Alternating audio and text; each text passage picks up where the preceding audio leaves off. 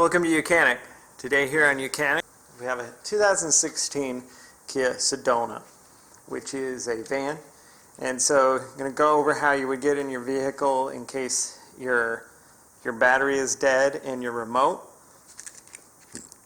You hit the button whether the battery is dead in the remote or the car battery is dead. We have a keyhole here, but we don't see the key here.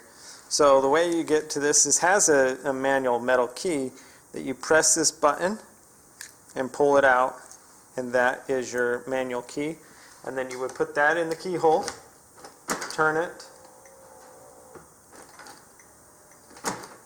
to unlock the door. It will only unlock the one door when the battery is dead. It would be this driver's door.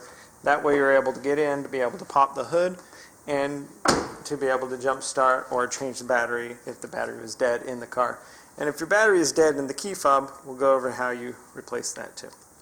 So thanks for watching YOUCANIC, where you can be the mechanic.